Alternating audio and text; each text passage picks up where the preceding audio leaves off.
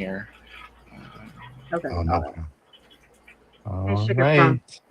Your timing is phenomenal. Are you going live on YouTube and on Kick?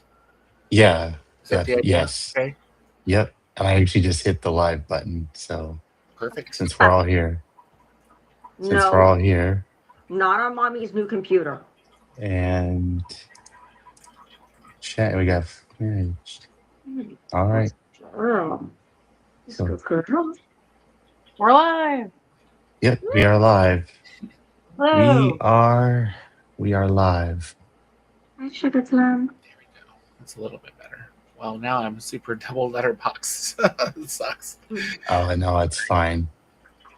Well, seeing this is, I'm using, since this is my restream, I'm actually going to let somebody else go live, talk first, since it's a collective thing.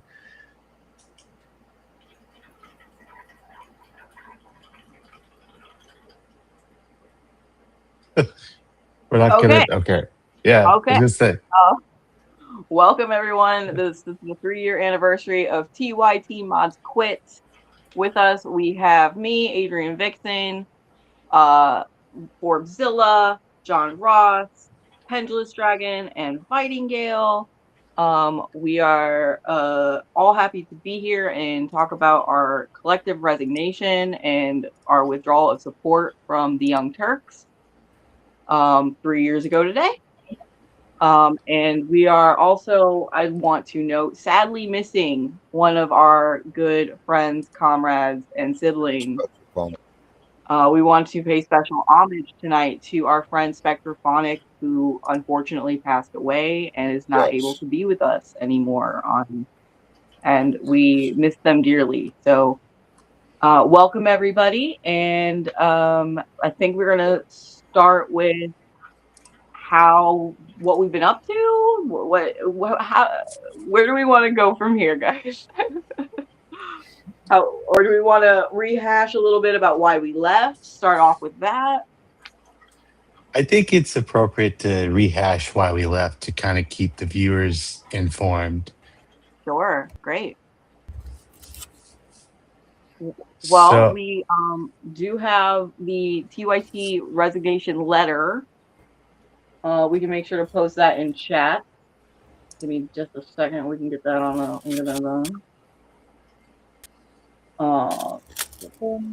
And then if anyone watching wants to read the letter, if they haven't already, I encourage you all to do so.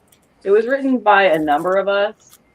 It was a collaborative effort, and it's a really good read. There's also videos of this being read aloud by Roller Dragon, who was one of the mods who also quit with us. Available on my YouTube channel as well as the Letter Hack. All right, so there's that in YouTube.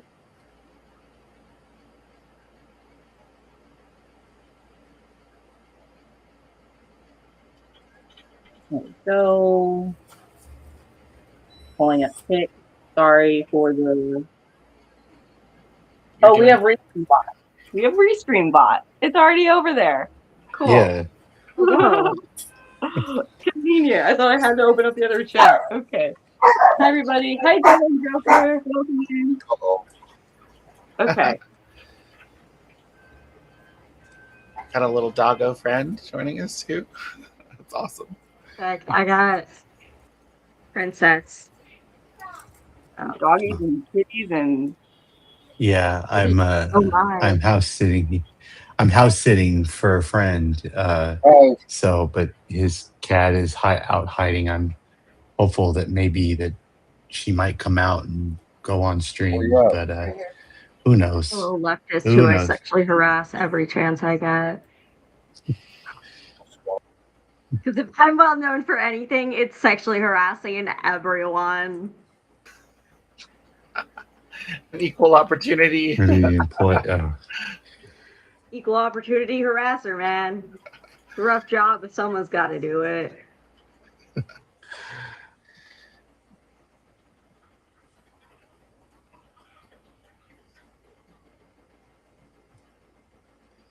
Sorry, So- this is how snugly she's Oh, yeah, been in a while. you got the link out there. Did we want to read the letter? Earlier on my stream, I played the video that Roller Dragon had recorded that has like an audio of the letter. I don't mind listening to that version again, but one of us could also read it aloud. Is there any preferences? I prefer. Oh, I think Pendulous Dragon.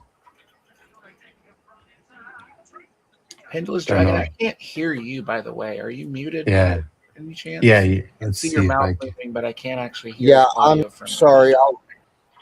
My wife was here. I was talking to my wife. No problem.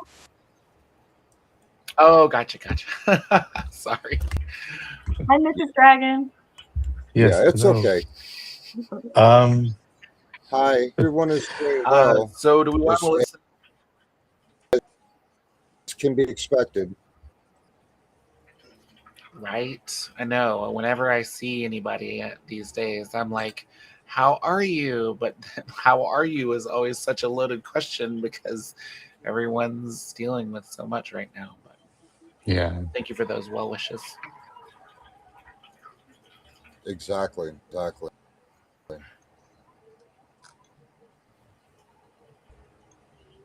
So did we want to listen to Roller That is Dragon's iteration, or did we want to have one of us read the letter? I mean, we can listen to Roller's iteration. Okay. That's cool. Is that something you'd like to pull up? I'm I not sure sure how to can. fit it into the Restream, no problem. framework or to show it onto the stream, but I can do that. Hold on. Let me just. I'm doing this on my laptop. With this, I'm unfortunately so. Looney! At least post the link to the Kick chat, which I think it should. To be fair, they've never pulled down anyone's comment so fast ever. Oh. Like out of all the time that all of us had modded, we've never seen someone from TYT actually remove a comment before. That was a first. Oh, when we quit, yeah. Yeah, when they took down my super chat. Yeah. Oh, yeah. That was wild. I was like, oh, now they can moderate their own channel. Yeah, apparently now they're capable. Yeah. Yep. But people saying the N-word in Dr. Richie's show in his chat, no. They blocked they me can't from be the main bothered. page.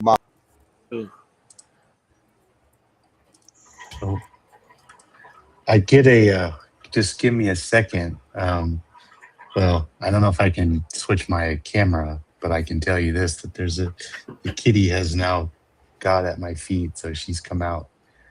And I would say hi, but I don't want to mess anything up. All right, so let's do this. That's great. Letter to TYT owner, staff, and volunteers. A letter to TYT owner, staff, and volunteers. We are sorry to say that we are resigning from providing TYT with our unpaid labor. We have had agreed to moderate for a strong progressive channel who had strong core values. Over the past year, hosts, mostly on the main show, have allowed their core values to slip, making us question whether they even have those as values. Some specific ones include every action we take is to support our mission. We participate with a positive and productive attitude. We are inclusive. We lead by example. We participate in constructive communication. We check our ego at the door, and we act with dignity. First point. Every action we take is to support our mission. The mission is to boldly pursue the truth, challenge the establishment, and to drive positive change. We fail to see how bad-mouthing and insulting and belittling the unhoused helps to drive any form of positive change or how it challenges the establishment. Corporate media and the wealthy look down on the unhoused, and Anna's anti-homeless rant is in direct support of that mission. Failure to provide any ideas on how to help that don't include barbaric measures. Only dogpiling onto the problems that the unhoused have across the nation by furthering negative stereotypes is the opposite of positive change for that community. Point 2. We participate with a positive and productive attitude. Failure to learn from one another and having an understanding attitude is what leads to issues like Anna's recent transphobic remarks and her birthing person meltdown.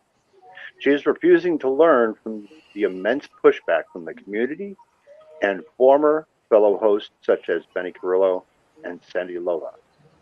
These positive hosts who help others outside of those communities understand and gain more insight to leave the network pushes the audience by taking away that knowledge and life experience. Point 3.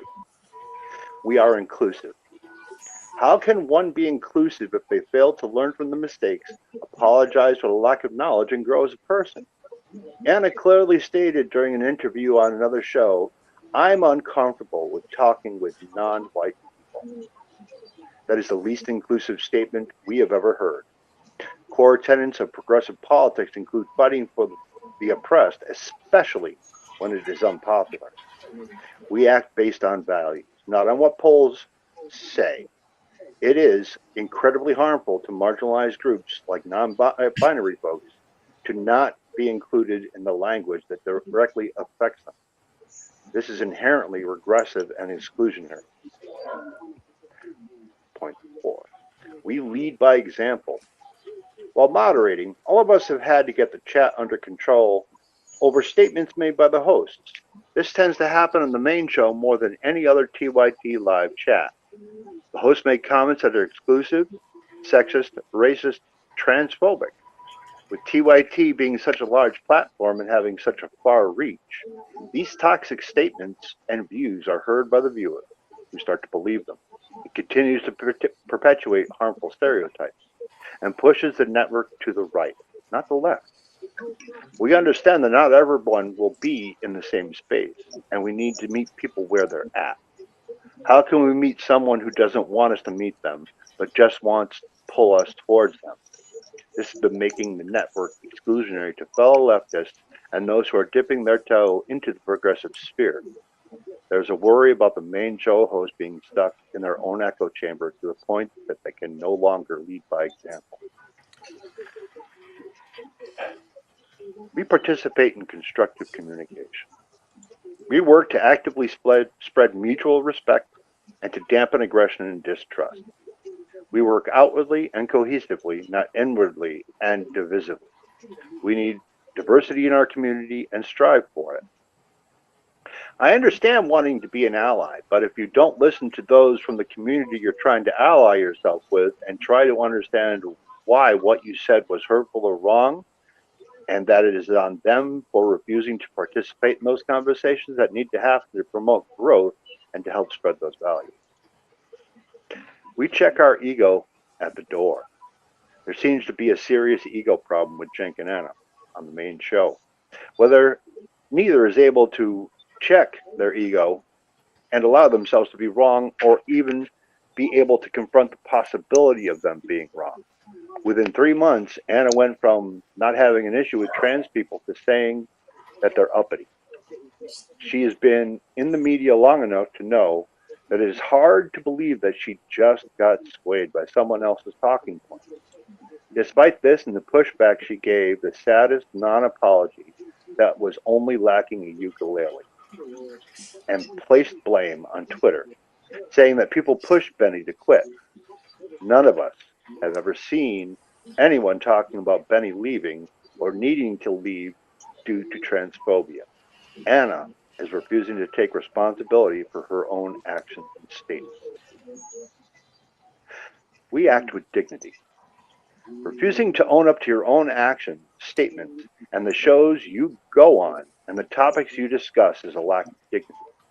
If you want to go on another's podcast and state that you don't like being around or talking to anyone who isn't white, but refuse to say it on your own show, then you have no dignity and don't care about the communities you're talking about.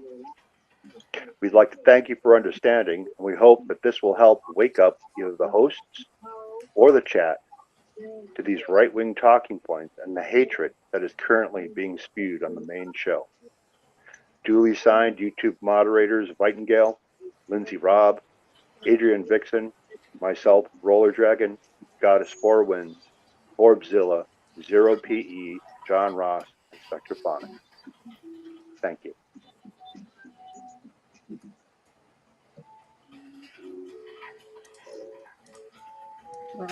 Oh yeah. Yeah. Let's go. Yeah. That was a lot. I mean, that's still like one of the that ukulele line is still one of the best things that ever came out of that letter. I am so proud of it. Like, no. If only, yeah. If Soul Life was here, yeah.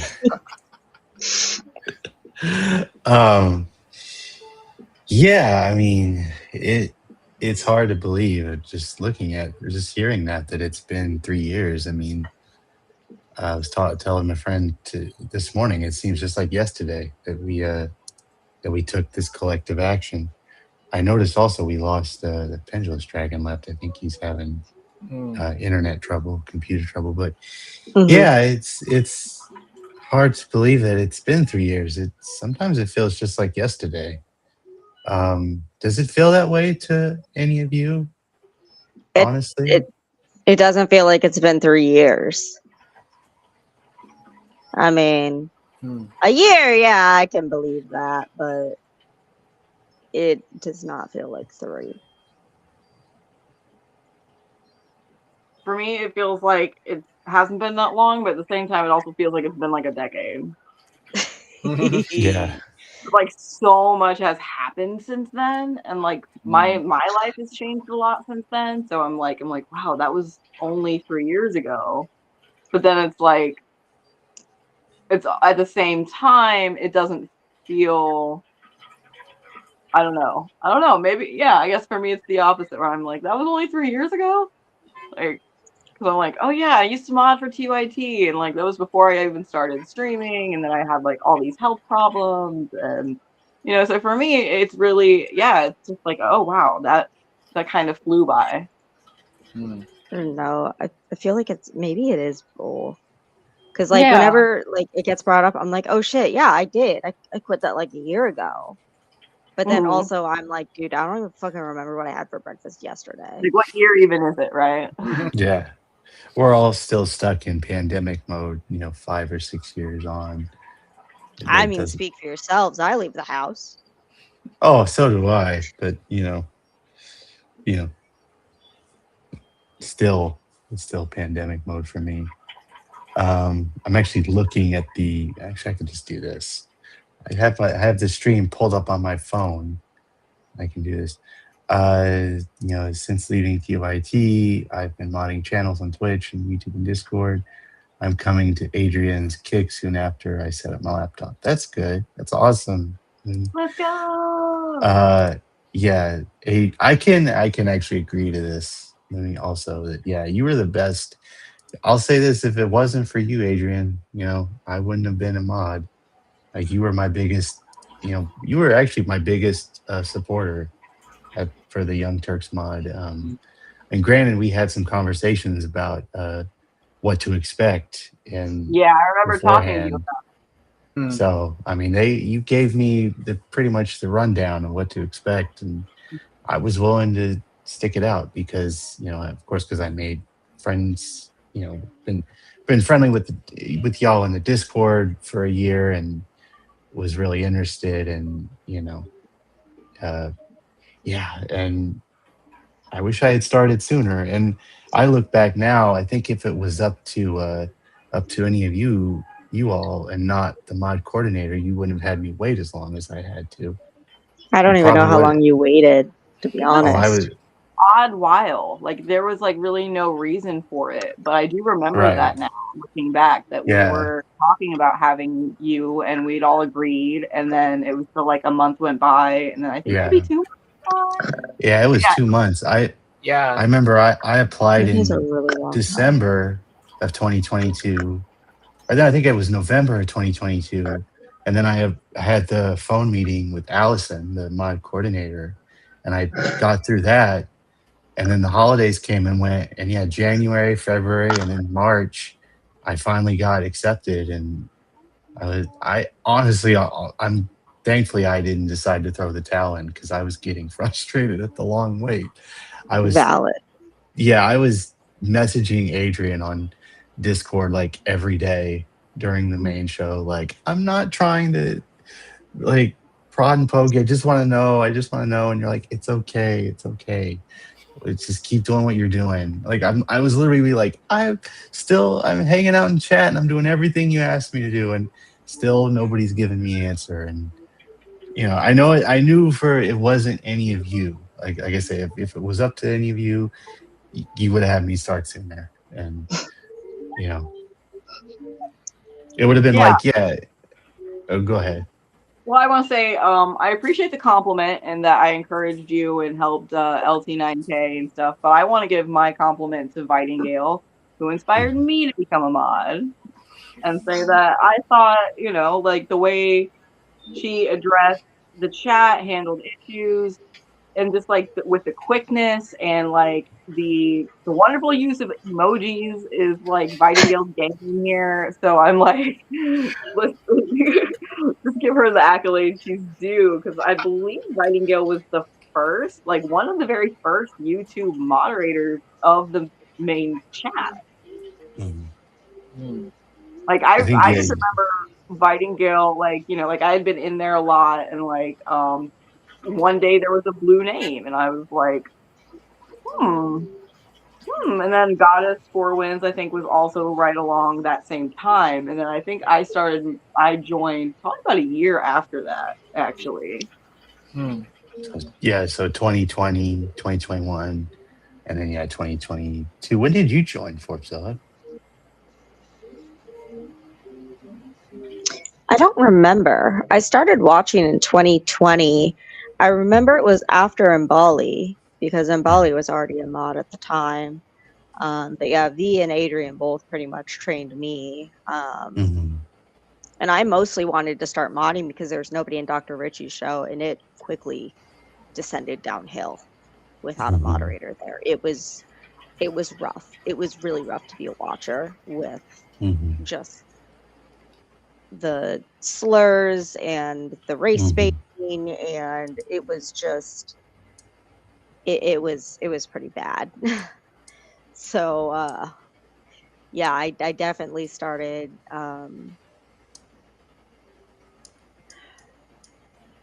I want to say maybe you joined a few years after me, John. I don't know. Maybe I joined in 20, because I was there. I was 20 for 3 years. Yeah. I was there I was the shortest. I was there for like 5 months. But most of you, were there 3 years. Let's see, if we left in 2023. Yeah, so I would have started around 2020. I started after Adrian. Must have been 2021. Maybe it was 2 years. I don't know. But I was there for multiple years. I remember that. So we were all in a span of 3-4 years, devoting our life to this company and this quote unquote progressive. I mean, I wouldn't call them that now, obviously. I don't think any of us would. News and commentary organization that we cared for, and yet there they were taking advantage of us, and also just being on the wrong side of every issue. What really sorry, I'm trying to keep myself together here, trying not to stutter a lot, so please forgive me. You're doing great. Yeah, thank you. I will say there was one instance post TYT mods. This was around the time Anna started doing her little "Why I Left the Left" Substack deal, and Adrian did a YouTube reaction to it.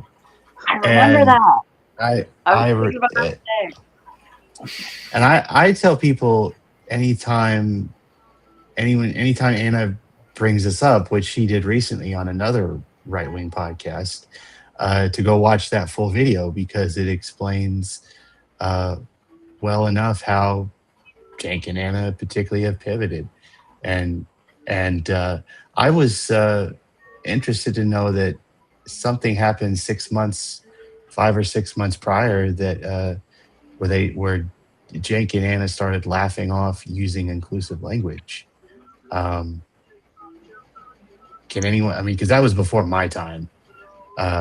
So I don't know. The Latinx segment. Yes.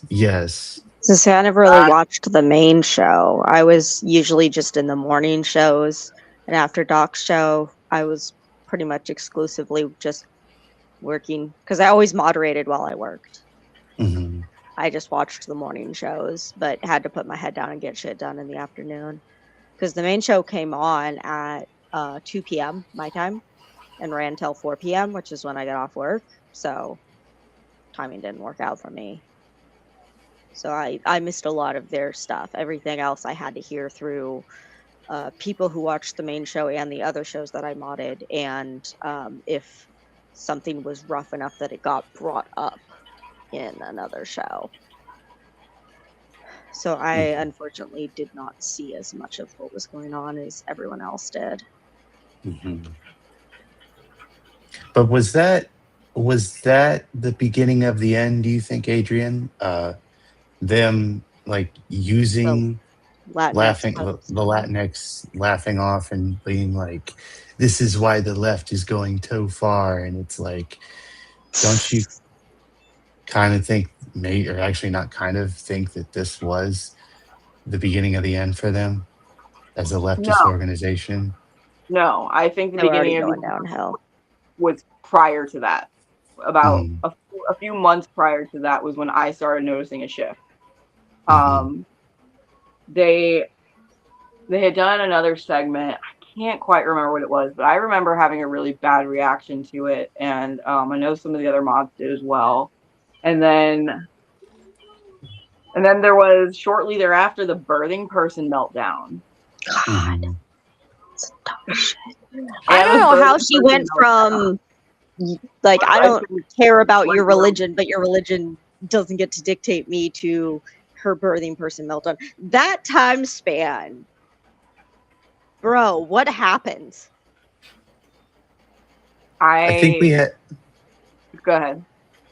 I mean, I think we have to acknowledge the fact that I mean, I'm not laying it squarely on this, but these are all just factors, and these are all our own assumptions that, you know, her in-laws are Cuban Republicans, so, and her mom's a Christian, Anna. She's actually admitted this. Yeah, but you can have a religion and not be a dick. I'm Christian. Right. I identify as Catholic. Like, you can have a religion and not be a fucking piece of shit. Like, you can and not be judgmental. Like, it's possible. Or at least not as vocally judgmental. Use your inside head voice. Yeah. Was that, do you think that may have been not the Christian thing, but that, do you think that may have been sort of kind of an influence with her maybe being around her in-laws? Her in-laws might have been. Because I know how much family can influence. I found out recently that so my extended family is on my mom's side. Most of them are very right-wing, raised extremely Roman Catholic. There's a total of 9 kids. There would have been like double digits of kids if it hadn't been for miscarriages and stillborns. Like, very religious old school family. And my mom is from the younger generation of that family. Her and both of her younger brothers are the more liberal ones. And I found out over the weekend that my mom's family gives her shit over the fact that she has no grandkids. That me and my sisters don't have kids. She gets judged from her family of the fact that her children have decided not to have kids yet. Family is immensely impactful on other people. And if she was hanging out with her extended family a lot more, I could see them like swaying her, but not to this extent in a short time span. That's like cult-like shit. And I know people who have been in cults. Yeah, I don't think it was necessarily like outside influences as much as it was that she was never really that supportive of the trans and non-binary community. I think she never understood them or us, and that was just like kind of because it was something like being pro LGBTQ was a necessity for being a progressive, she went along with. But then when the media, like the mainstream media and even like weird online spheres started making trans people their center issue, her true feelings came out about it. And I do want to circle back to what Fighting Gill said about her quitting using cannabis. And also Fighting Gill said that she had some things to say about the Latinx segment. And had made a document about it. Yeah, that segment pissed me off so bad. And it was not the first time that they had said something about like, oh, they don't care. Latinx people don't care about it. Latinx people don't care. They don't they would, of course, they would say Latino, whatever. People don't care about this issue. It's just a new fangled thing that whatever, like a distraction issue coming up with or whatever. Not even a distraction issue. It was like they were just saying like, oh, this is just some fantastical rainbow and unicorn bullshit that like the weird lefties on the far extremist left are trying to shove down the throats of everyone else. And they were trying to say that the Latino and Latina community and stuff like that did not want this and was not privy to that, was not like that's not part of their community, that's not part of their desires. But it's like, well, if you live in a transphobic society and everything, like, making space for non-binary and a language that's outside of a hard binary, which Spanish is full of gendered language. Like I think it might be like French and like German, or where like even objects have a gender and things like that. And so that's how their language is set up. That doesn't mean that there can't be items that aren't binary though. Right. So they kind of said this like offhand one time because it had come up in some other story or whatever. It just had come up and they started to say some stuff that was just immediately sus, immediately red flag. And I think I even brought it up at the time with our coordinator at the, mod coordinator at the time. Then they proceeded to actually make this entire segment about it. Like it was a produced segment that they decided to make as a company. They made titles for it. They chose the name. It was called Latinx, as in the term Latinx is going to be X'd out. They literally named that the segment. And they devoted time in the main show to talk about this.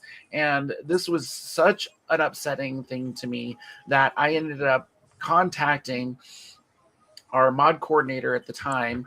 And I'm really not sure why we're censoring her name or whatever. Like, you can say her name. Really super advocate for us. Like what she say her name. I think she treated me pretty good, but it's still gatekeeping, right? And I told her that this was a huge problem, that this was no leftist anywhere, no one considering themselves left should be talking anywhere like this. And she was kind of like, I hear you, and can you put your thoughts together and in a somewhere where I can send this along? And I did exactly that. I wrote this whole fucking thing and took time out and actually went through the video, went through the segment, and was going through comment by comment, because everything they were saying about this was fucking awful. And I don't think I ever finished the document. I don't think I ever got through the whole segment and made this, but I have like this word, like literally in a notepad document. That's where I've been keeping some of my word processor stuff. But like, yeah, literally my first sentence here is Latinx is the title of the segment. Though this is also about Black Americans, puts the tone against Latinx from the beginning. Anna, these are direct quotes. Anna, well, let's move on to our next story, because this is something I've been waiting for a long time. In parentheses, these are my commentaries. An excuse to criticize the term, like Anna and Brett did on a recent bonus episode. See, I didn't even remember that this was on a bonus episode. It's good that I wrote these. And I was upset then, too. Here, Anna goes on, because I see a lot of people running their mouths about how we should refer to people, in parentheses, standing up for their identities, their right to exist. Anna goes on, when they're not part of the very group they're talking about. And I'm just like, how about the group you're talking about? What do they want? In this context, she's meaning, what do the Latina, community want from their, do they want non-binary inclusive language, right? This is already off to a horrible start. I went on to, so in parentheses, these are my comments again, like dismissing trans non-binary identities when you're not a part of that group, nor asked them what they think. What do self-identified Latinx people want? Tone is biased against Latinx again. The term Latinx seems to be the one that progressives have championed. This is Anna continuing. Seems to be the one that progressives have championed and believe it's the right way to refer to people in the Hispanic community because it's a non-gendered way to talk about people. My parentheses editorial, very vague, generalized explanation, misleading, not talking about the importance to people who use it. And then this Anna goes on, but what do people in the actual community feel about this? My parentheses commentary, negating the previous statement, undermining, it excludes trans people from the true community. That's a no true Scotsman fallacy for you debate people. Are they in favor of being referred to as Latinx, or do they prefer different labels? In parentheses, implying Latinx as being forced onto cis people. In general sense, using Latinx to refer to the subgroup doesn't deny Hispanic, Latino, or Latina their identity. Currently, Latino to refer to the entire group leaves out other non-masculine identities. That was my commentary. She goes on, Gallup did a poll. The results I want to say are shocking, but I kind of suspected this. So here's the question. Hispanic Americans' preferred term for their ethnic subgroup, the term Hispanic, Latino, and Latinx are used to refer to the ethnic group of Americans. Which term do you think generally should be used? 23% was given to Hispanic, 15% was given to Latino, 4% was to Latinx, and I was in parentheses saying 4% is a lot considering where we are, right? Another term, 1%, or does not matter, 57%. She says, only just 4% say that the ethnic subgroup should be referred to as Latinx, minimizing, this is my editorializing again, minimizing 4% in terms of trans population size is huge, especially considering the term is so new. She goes on, 50% said it did not matter, 23% wanted Hispanic, 50% wanted Latino. Should we also dismiss people who wanted the group to be called Hispanic or Latino because they were beat out by those who had no preference? and Jank adds in on, but like, and that's just the very fucking beginning of it. It's like that segment was awful, and that not only that, but that's a large portion that said any should be fine. Yeah, right. And so that is an extreme. That is more than the one who gave a specific label for any of the provided labels. Yeah, that's a great point. And I feel like the reason they would say like, you know, any is fine is because it's like, okay, you know, any one that they prefer. That's how I read that. Yeah.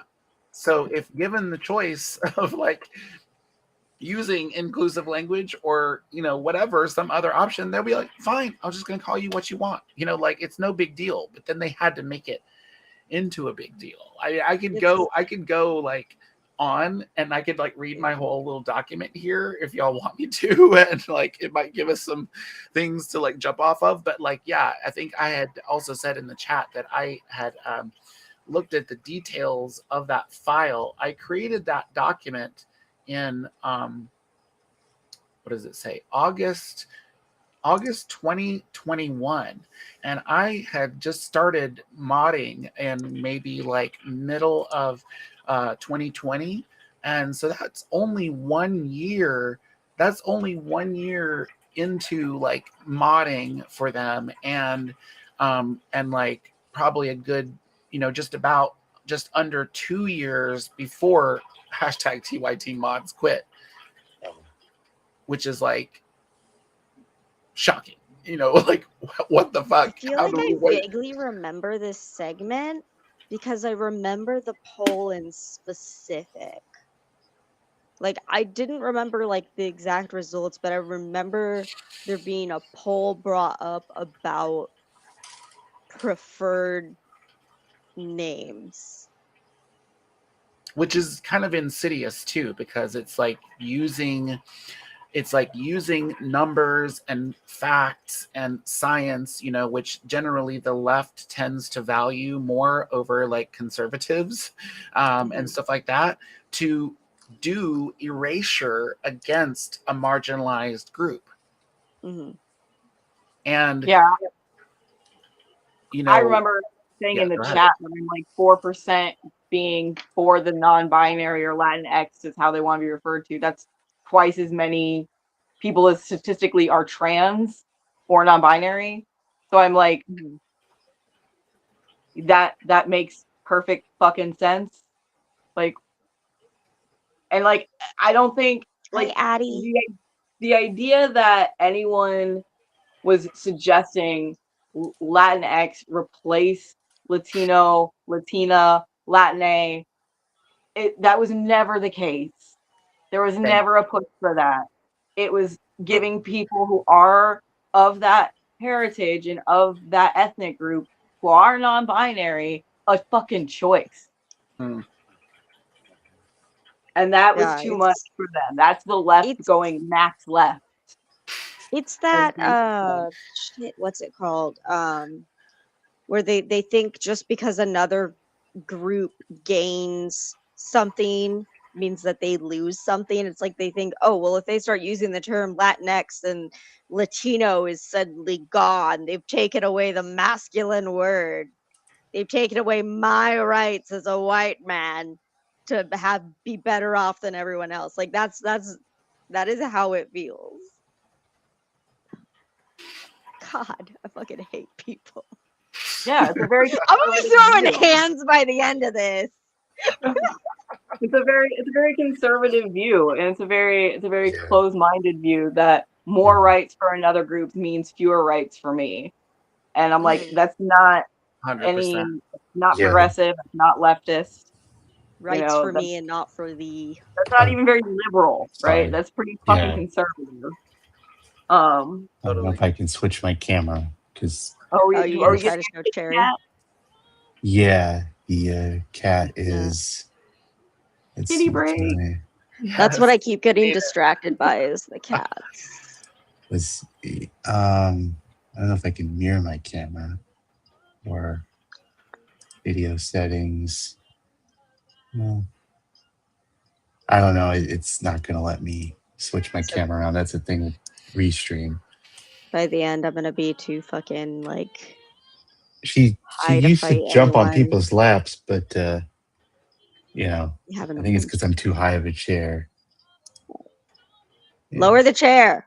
This whole house needs to be cat accessible. I can't, unfortunately. I can't. The house needs to be cat accessible. Tell Gavin he needs a better. He needs a different chair.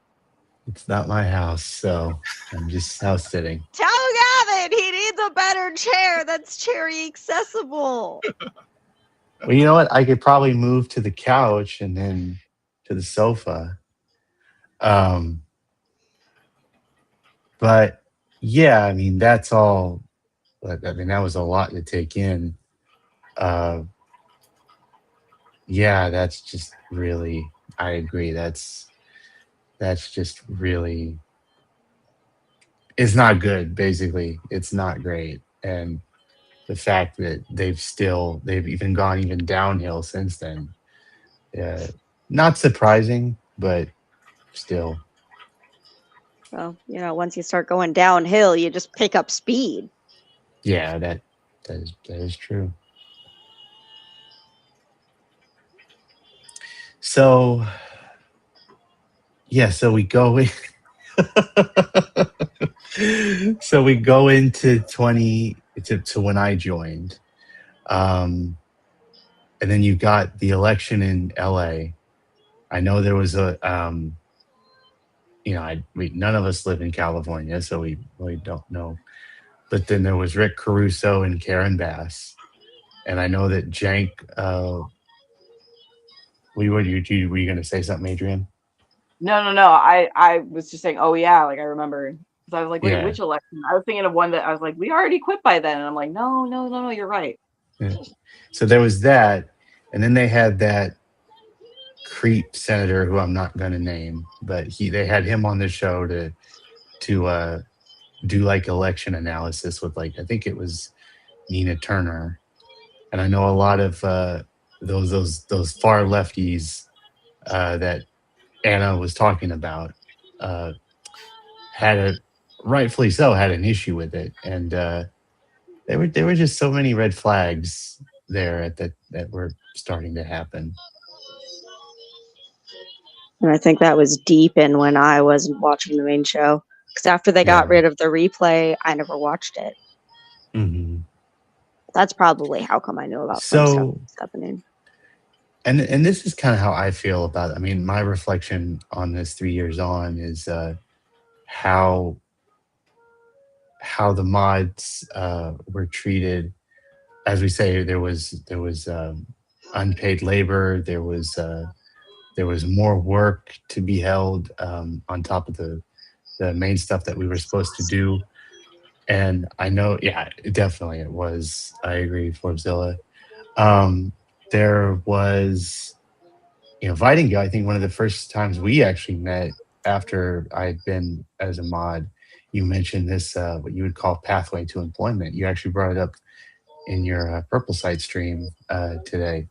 The pathway to employment, where we would become, we would transition, if you will, from modding to having actual jobs, like being actual employees of the Young Turks.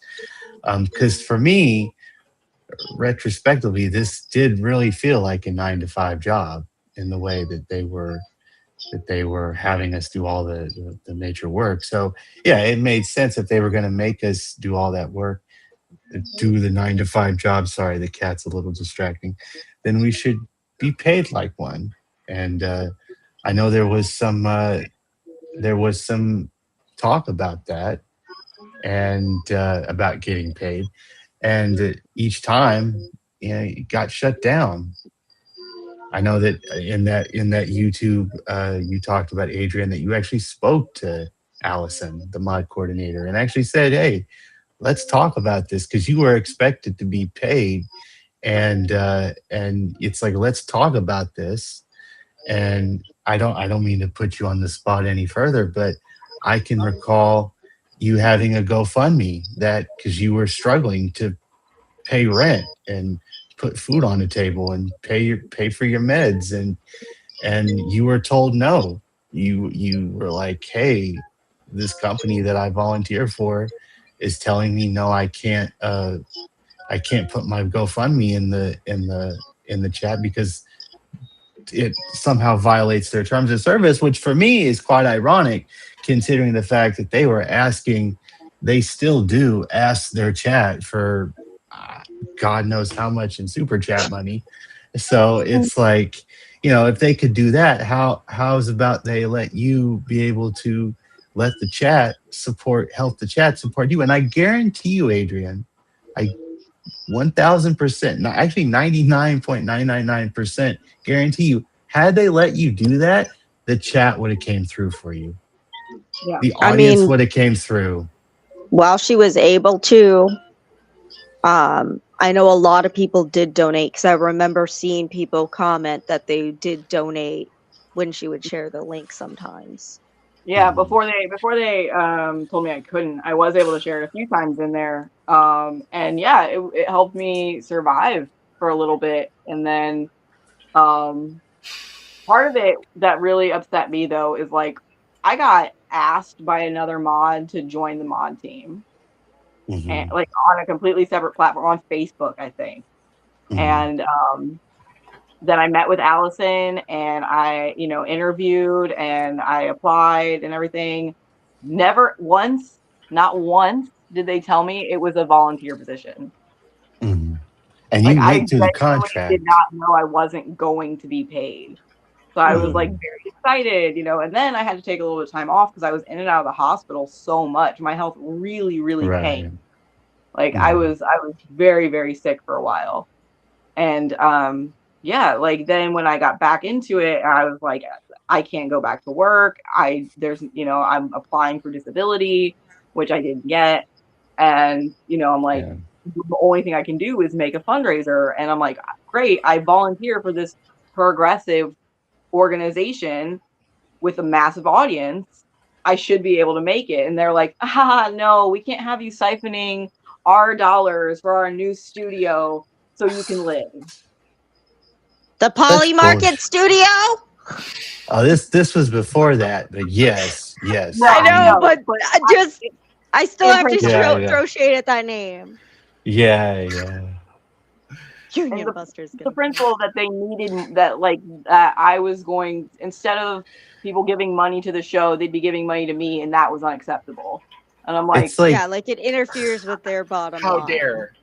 Yeah. To me, it's just like, I mean, there's only one word I can think for it, and that's paranoia. Not on anyone else. But I'm that's sorry, Jake how and much Anna. fucking money is the $20 that we can afford to donate to Adrian really taking away from so much of yours? Because they were probably only going to give you a $5 super chat to begin with.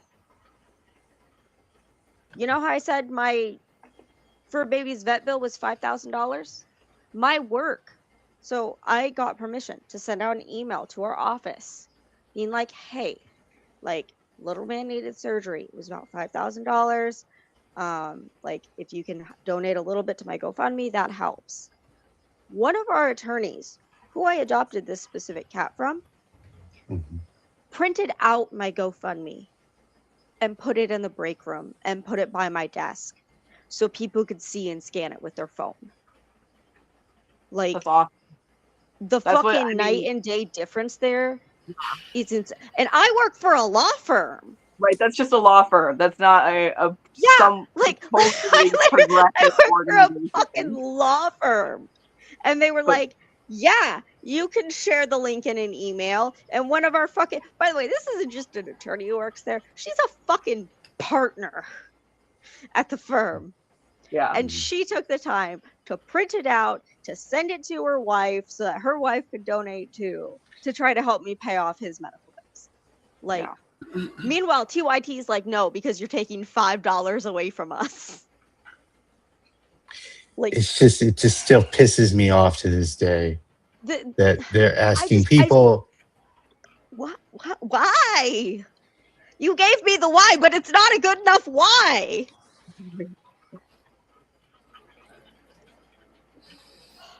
Yeah, no, I think Vitinga also made a very good point in her stream earlier today that a lot of us who volunteered were disabled and or are Spectre disabled. was too. Yeah. I think Godzilla, Goddess Four Winds was as well. Yeah, it's like Goddess pretty much or everybody. Yeah. Godzilla. No, it's our combined name when we fusion. Too funny. But back to my point. That this is really a disability justice issue as well as a workers' rights issue, as well as a trans rights issue, that this is also a exploitation of the disabled people who, I sometimes would mod for like 7 hours a day. Like because there was like, I was the only one who was just available all the time. So I was like, I was like, they're like, you don't have to be there. I'm like, well, somebody should be there. Like, preferably, yes. And then we started doing like the scheduled thing, and then it was like, oh, well, you can't show up as a mod if you didn't sign up for it. And I was like, okay, well, now we have a schedule. Like, can you finally pay confusing. us? Yeah. Like, in that, the schedule made it way more complicated. That was silly, but it's like, I'm like, okay, well, if we're gonna have scheduled hours, you could feasibly pay us. There's literally nothing stopping you, except, and they kept lying to us, literally lying to us about saying that there's weren't the mechanisms in place for that, and I'm like, fucking bullshit. You're a multi-million-dollar corporation. Right. I picked up a job delivering newspaper and counted as a contract employee. It took almost nothing to get that set up, and it took almost nothing for me to track my paychecks for the taxes that I would have to pay to the federal government. Like, it would have been very easy for them to even just sign us on as like contract employees. Yeah, 100%. Yeah, 100. Like, no, it's wild to me, and yeah, I do remember that Vitingale. Spectraphonic was worried about losing their disability if they got paid, and which is a really fucked up position to be put in. I was just thinking about, I ran out of character space, but I was just like, nobody's worrying about whether fucking Elon Musk, a trillionaire, is going to get paid too much to lose, whatever the fuck. Like, how does that make any sense? Oh no, they can afford a good meal every so often. Yeah, like people are going to have to like live within this little tiny, fixed income and things like that. I even tried to like call Goddess Four Winds, and the phone number I had for her didn't go through, and so I don't know. I hope she's okay and things like that, and it's just like a phone issue or whatever. But like, she also lived kind of like within a very modest means, and even had like was going through times while she was moderating for TYT, while she didn't have a fucking air conditioner, and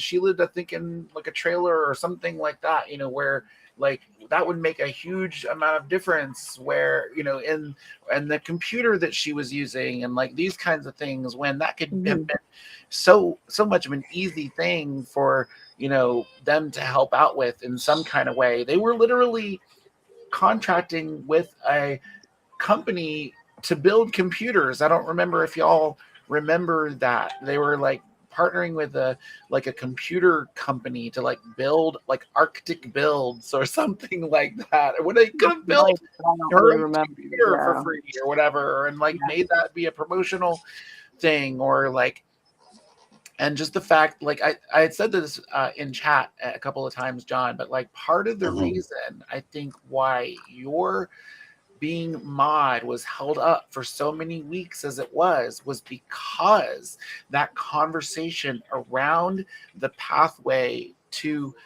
employment was happening. And you kind of touched on that already, but I think that's kind of important because they specifically wanted to get that nailed down, squared away. They wanted to corner the mod position away into being a volunteer only position before they brought anyone else in onto it, because they were already probably worried that, oh yeah, these people are getting an idea, some sense of like, hey, what we're being asked to do, and the benefits of that aren't exactly, squaring, right? And them cutting off any avenue of even just like anything was, very suspect. And yeah, I think it was like a matter, maybe of a few weeks before you finally got that approval, that I think, I can't remember how long you modded for officially after that thing, but that conversation was going on since I started modding, for them. I think we brought more people into the team, but it's interesting. I love what Adrian shared about like the recruitment pathway, because like everybody seems to have sort of like a slightly different kind of a thing. And it's just really interesting that they would talk about that without even laying out like, oh, by the way, this is volunteer, or like, we can't pay right now, but we want to be able to do something like that, or like, anytime this is, I don't know, they kind of used all kinds of weird language, like, you gotta they were air, and we don't want you to burn out, and anytime you need to take a break and to step away and things like that, you can. But it just was not a full acknowledgement of like the work that was being done and had been done. And it was just, they were trying to avoid at any cost being, getting involved even in having that conversation. So that was a big part of the delay, was like they wanted to make sure that was on lockdown before they added any more mods. Wow. Wow, that's interesting. Several conversations too. That was I think because everyone's schedules were different, and the people wanted to be able to share their thoughts and things like that. I think that was probably over the span of like 3 different meetings. And those were probably spaced out, maybe every like 2 weeks or something like that. So these were a series of conversations, and like notes were taken, and mod meeting things. And then also, just by the ways I mentioned it in chat too, like keeping to a schedule, Was it like we couldn't cancel 2 hours before, or like we couldn't? Yeah. Oh God. Yeah, there was something weird about 2 hours, and I can't remember what it was. Yeah, like don't no show or don't call out of your shift. Like that sounds a lot like a fucking job. That sounds like a lot like an employer-employee relationship. Holding to a specific set of core values and like taking certain actions within certain guidelines, like that sounds like employee shit. And also the fact that we had to take extensive notes on that document. YouTube system sucks. Yeah, YouTube system sucks, but even just like so they could, and I wanted to have a record, to some degree, because like I wanted to make sure that like if anybody came and said, oh, this person banned me for no reason or whatever, that it's like, no, actually you were saying, slurs at literally this timestamp at this time, and all those kinds of things. Like having that record was really nice, and I did like that.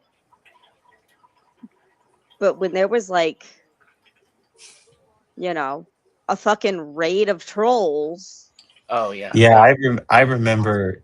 See, I remember one of the times that Adrian attempted to train me and just show me the ropes, and there was a lot of those trolls like accusing you falsely of being like cancel police because you were telling them to watch their language and not go overboard. And it was just one of those things. I'm like, wow, and a lot of work was done, but again, I stuck with it because I wanted to be a part of the team.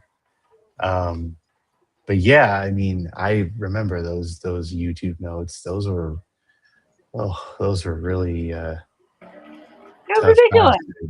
Yeah. Yeah. It was ridiculous.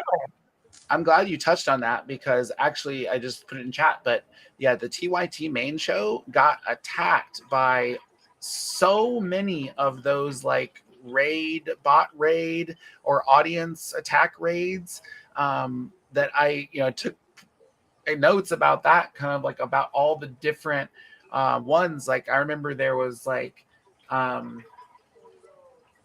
Charlie Kirk kind of people. There was Steven Crowder. There was that. I forget that guy exists a lot. There was that Styx Hexenhammer 666 guy. What? Like there was like somebody that they would be like clank, clank, clank, and they had the spoons. They had the spoon emojis in the chat, and they would like clank, clank, clank, like they were stirring tea, and they're like, I don't know what the fuck.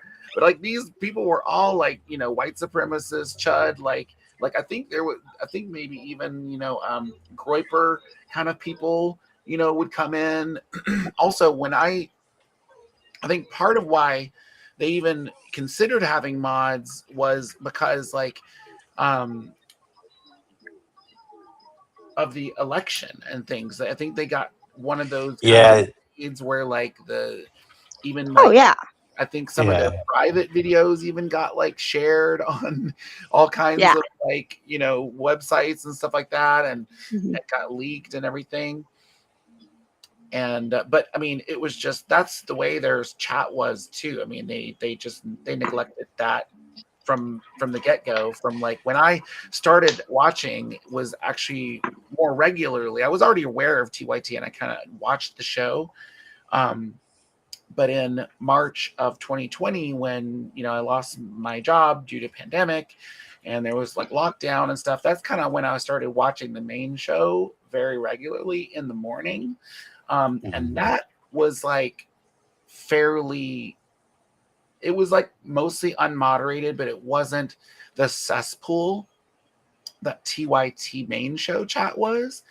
But then I saw Allison there in the chat one day as a blue name, kind of like you mentioned, Adrian, as a YouTube mod.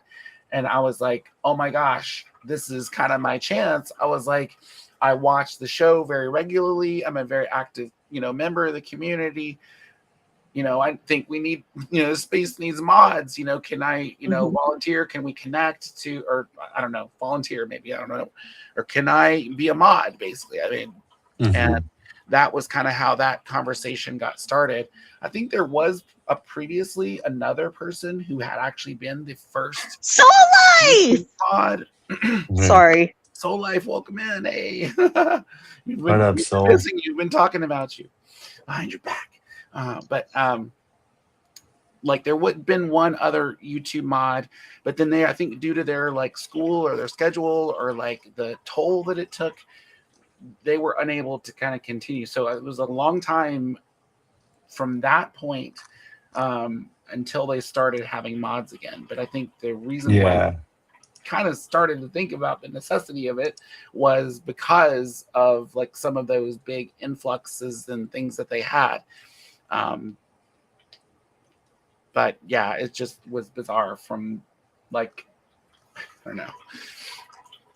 There's so many things to say. Like I have notes, I have that document of like the Latinx segment. I have like a whole other document that I wrote up too about like trying to basically make the case for why moderating, why their moderators were of value, and all of the things that the mods had gotten them through.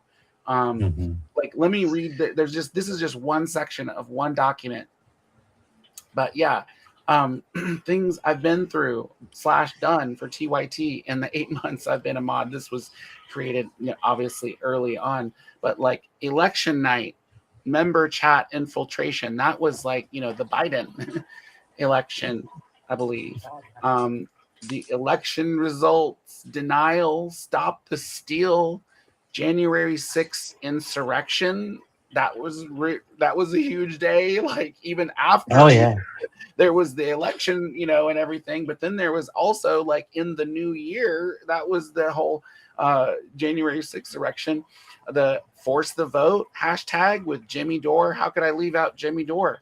You can't mention Jimmy Dore without mentioning the news skirt. Without mentioning what? The news skirt. The nice news skirt. Yeah, the infamous comment. That was awful. And staying home with Josh Fox, that that entire show, and that came and went, and the 666 attacks, the launch of the Indisputable show. That was a super chat or something, but they launched even 2 other shows in addition to Indisputable. They launched JR's show, The Watch List, and they also launched Nina Turner's show. Both shows of which were mysteriously and suddenly canceled, like right after the day after TYT Mods Quit. Like, I don't want to get too big of a head or whatever, but it had to have had something to do with that. I think there was I think they got really desperate. I think once people started really getting once common sense people started really moving away from them. I think once they started losing their affiliates, losing their sponsor, losing their affiliates, losing their Smashy. What? Oh yeah, yes. We got it. Where is Smash? There we are. Here we are. Hey, Smash. We are doing well. I tend to ramble, so it's okay. Also, yes to Soul Life. I'm sorry you got banned after we all left. I am impressed you made it 6 months before they banned you, because yes, we did advocate very heavily to keep you. Yeah. A lot, actually. We did that a lot.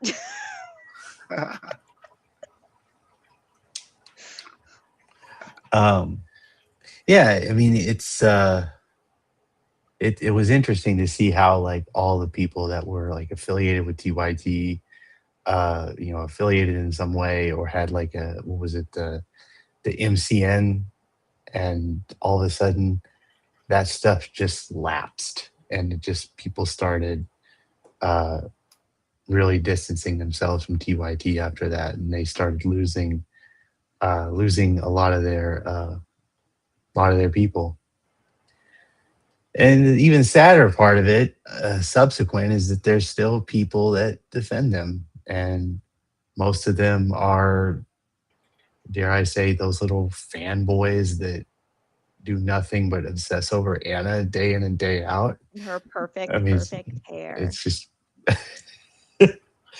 well, I'm not going to put anybody on the spot that I knew there, but there's a couple people there that I look back and I'm just like, I can't even believe I was parasocial friends with you, considering like how you turned into such a simp. Yeah, but it's like, it's just sad, I think, to see the fact that Anna is still being lauded by some people on the left, and just this, dare I say, cocky behavior that she's espousing. This like, it's just bad. It's just sick, really. Question for chat. Do they still call themselves like a leftist network, TYT? If anybody, I think they call themselves recently. I know Jank once called it mainstream progressive. I don't know if he calls it that anymore. And if you excuse me, I'm gonna go switch my my headsets because these are dying. So give me a second. But talk amongst yourselves. Girls' night, party on.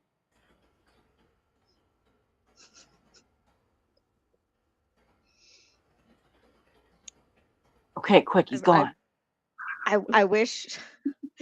I really Everybody wish my little. Everyone, take your tops off. We're getting banned. I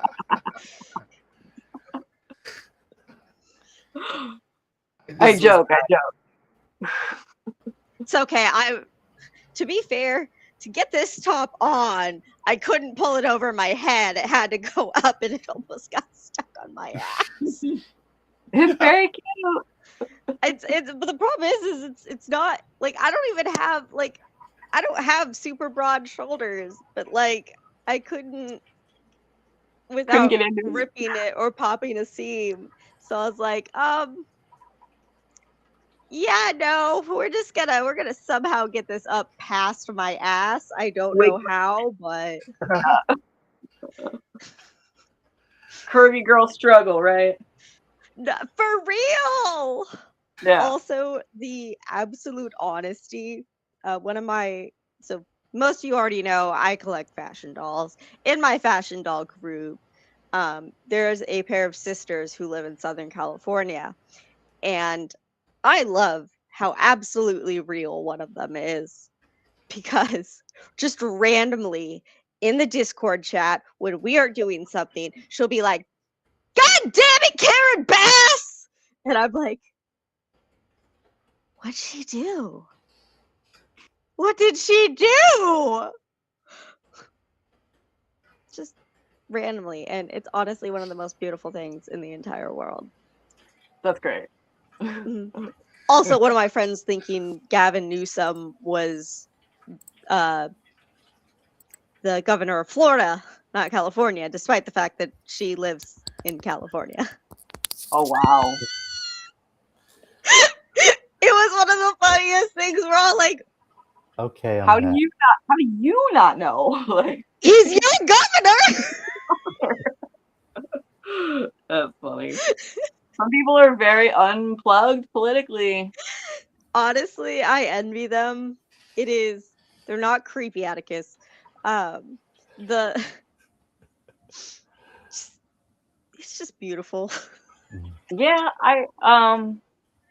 I said this in one of Nightingale's streams, like, I don't know, a week or so ago, that I'm like, being apolitical is absolutely a point of privilege that many don't get to enjoy. Being unplugged, being, tired of politics, like, that's great for you and that you're that comfortable, but there are millions among us who have to fight to survive in this capitalist, fascist, transphobic, genocidal hellscape every single day. And the fact that you won't even pay attention to basic electoral politics to stand alongside us, it's fucked. It's fucked. And you're no friend of mine. My sister is the only type of person, and when I explain this a little more, it will make sense. She's the only type of person that I'm okay with being checked out of the news and what's going on. And it's because she goes into the family chat every election and goes, okay, who are the people who want us to have rights? Which one of these bitches is supporting Trump? Because I want to make sure that I don't rank them, because ranked choice voting. Must be nice. So I'm like, it is. We don't have much up here, but we do have that. And she's just like, who are the good people? Who are the people that want us to have rights? Who are the people that don't want to, annex our uncle? That's the least you can ask of somebody, and that's fair. I think that's people she generally knows what's going on. And if something absolutely ridiculous happens, like what's going on with the fucking pond right now, or fountain or whatever, she knows everything that's going on with that. She can tell you everything that's going on with that. When there is something that is horrible but memeable, she'll know everything about it on the internet.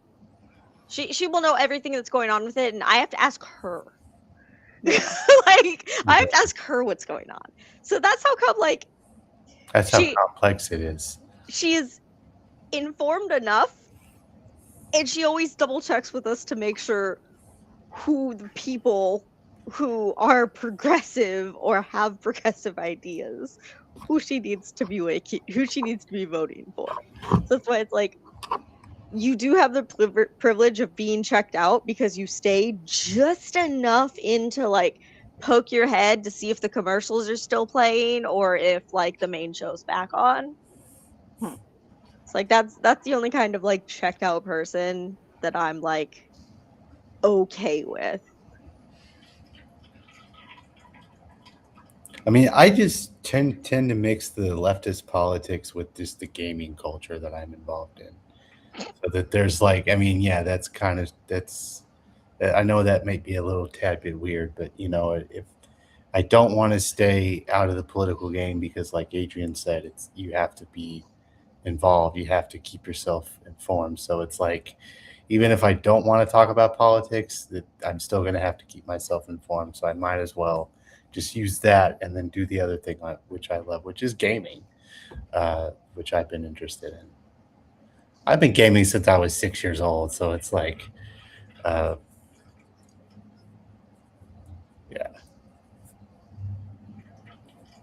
Am I boring anybody? Does anyone else want to talk?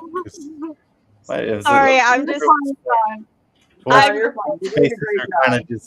Everyone's faces were just kind of like. I'm like, I'm reading chat and like. I've been smoking for almost an hour, and I'm starting to get really hungry, and so my brain occasionally drips off to the Chinese spy place because they have really good steamed buns. Oh, nice. And it's like $5, and you get like 2 big meat buns. It's delicious, but they're like also Chinese spies. Nice. Like legit. One of my friends is active military and does computer shit, and he goes, "Oh no, we were told that we can't go to that restaurant because it's run by Chinese spies." And I was like, you guys know it's run by spies and it's still running? Like, I'm really glad, y'all let it run, because them steamed buns are really good. But like, how do you know this? And he was like, well, China will be like, yeah, sure, you can leave China and go and move to America. We'll even help you fund your business. But you need to be getting some information and learning shit. Otherwise, you're not leaving China. And I was like, that's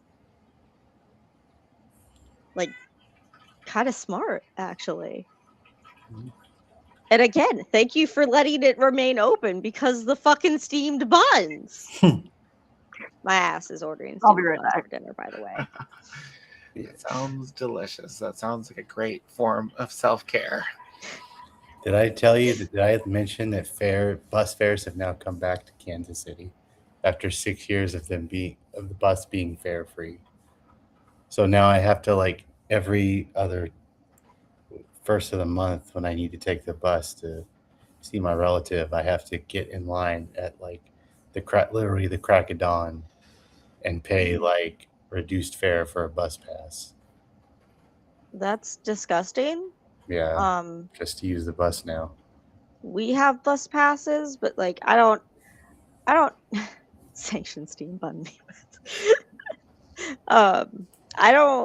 I don't necessarily know how yours works, but like it's like $1, and you get on the bus and then you're there until that bus is like out of commission, pretty much. Like if you want to stay on there the whole time, you can. It's been fair. It's been fair since the first of the month. They were free for 6 years, and then the COVID money. I mean, there's a lot of factors in play here, but like the COVID money ran out. Our piece of shit mayor like mishandled a lot of stuff, and the workers weren't getting paid, the drivers weren't getting paid. There wasn't a fair contract. And so about 1.5 years ago, I think it was actually 2 years ago to think about it, they tried to settle it to keep some of the routes from closing. They were like, well, we gotta compromise here. So what are we going to do? Because the money dried up and there was barely any funds to keep the bus running. So the city was like, well, in order to compromise, if we're giving y'all extra money, we got to bring something back. And so they decided to bring fares back. And how much is it? Let me look that up. Good question. I wish I wanted to save the conversation when Adrian came back. Like I said, I know ours is like $1.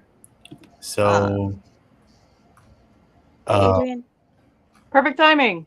Yeah. So for bus passes, let's see. Where is it? Where is it? Where is it? Where is it? Where is it? I know. Oh wait, this is something totally different. We're talking about bus fares. Yeah, because my city now got their had to bring back bus passes. So a single ride is $2 with a reduced fare of $1. That's a single ride pass. A weekly pass. Actually, you know what? I'll just share my screen. Is that like get you like the whole day? Yeah, hold on. Let me just share my screen. Wait, what the fuck? Hold Ours is $1 a bus. Yeah, ours is like $2.50 per fare if you Yeah, like if you're just paying on individual basis. You're saying this is like $2 for the day? Yeah, that's not bad. Nice. I was just say ours is just like $1 because I would need 2 buses to get home when my car was in the impound because I had to take. I was lucky enough that there was one directly across the street from my work, and so I took that one down to the hospital, walked across the street to the college campus, and then took that bus all the way over to the south side of town, and that would cost me like $2. Which isn't too bad, but because it was $1 per bus. I had to take the bus when I lived in Colorado in Denver, and I want to say it was like $2.50 per ride. Yeah. Yeah. Wow. And that was back in 2017, so it's probably gone up. Honestly, it probably has gone up here too. It's probably at least $2 now because it was after I stopped drinking, so probably about 6 years ago. Yeah. Mm-hmm. But yeah, I mean, on that note, we desperately need public funded, provided transportation. Like we should have, free buses everywhere. Yeah. Or like for the bus pass, I mean, if you want a 30-day pass for a whole month, you have to literally pay, I'm not joking, $62.50. $62.50 for a 30-day bus pass. Are you fucking kidding me? It was $50 up here years ago. It might still be $50 for all I know. It's like literally, and it's like I have to take our free streetcar, which thankfully is gonna hopefully be free forever, and I have to walk 12 blocks to the East Village Transit Center. If I am damn lucky, I don't have to wait that long. That's why I say I have to get up early in the morning, so I don't have to wait in the long ass line just to get a bus pass. I'm crossing. I mean, phase 2 is, they want to expand to you can get bus passes at the libraries or at the customer service at the grocery store. And I'm thankful that it won't be until the fall, but I'm waiting for it so I wouldn't have to wait that damn long.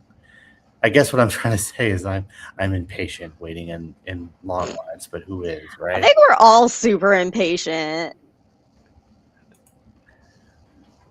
Like I feel like that's just kind of how we are. Yeah. But still, $62.50 for a bus pass for 30 days. Isn't that ridiculous?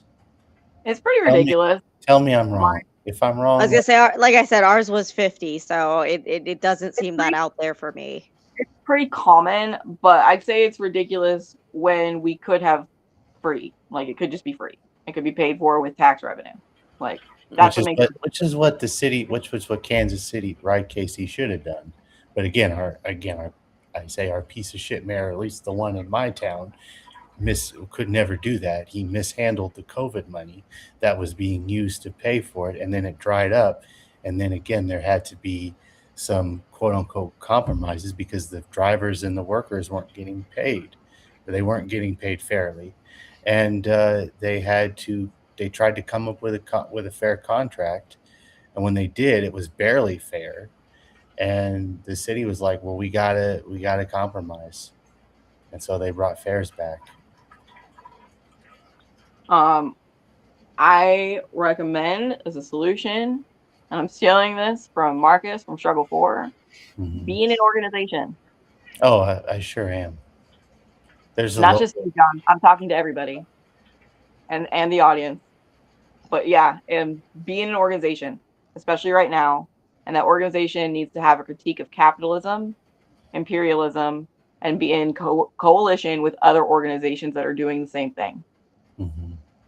That is the solution. That is how we fight. That is how we are going to win. That is how we are going to fight fascism. We cannot rely on elected officials, even if we get good, progressive DSA even candidates in office. We have to be organized in our local communities, with your neighbors, in tenants unions, in DSA chapters, in shout out food to bank organizations. I mean, shout out to Cinemarxism. Yeah. Cinemarxism is another great Twitch streamer, and he is from Kansas City and has done a lot of work with the tenants unions there. Oh yeah, met him at the meeting. I mean, at the legislative meeting.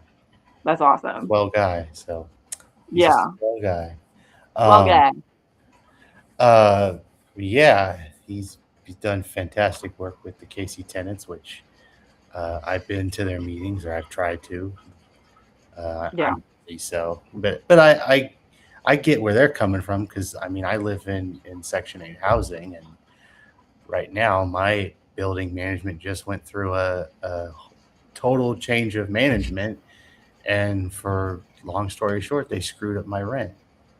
And so I was living on auto. I mean, this is just out of convenience. I know it works for many others, but for me, I always had it on auto pay, just because it takes the stress off, Yeah. And so, like, that's my biggest fear, is being late with paying shit, because I'm like, I can't handle those fees. Yeah. And so this past month of June, I turned in the rent check, and some way, somehow, it just up and disappeared, and nobody knows what happened to it. So I was basically living, I didn't even know anything about it till the last minute. Now, thankfully, my relative that helps me with financially, he was able to write a late check to replace that got lost. And thankfully it got cleared. So both the late June check and the July check. So it still worries me, though. Like, I'm going to keep a really good eye on this auto pay, just to make sure it actually goes through and nothing messes up, because I'm stressing out over it. I tell you, the struggle is definitely real.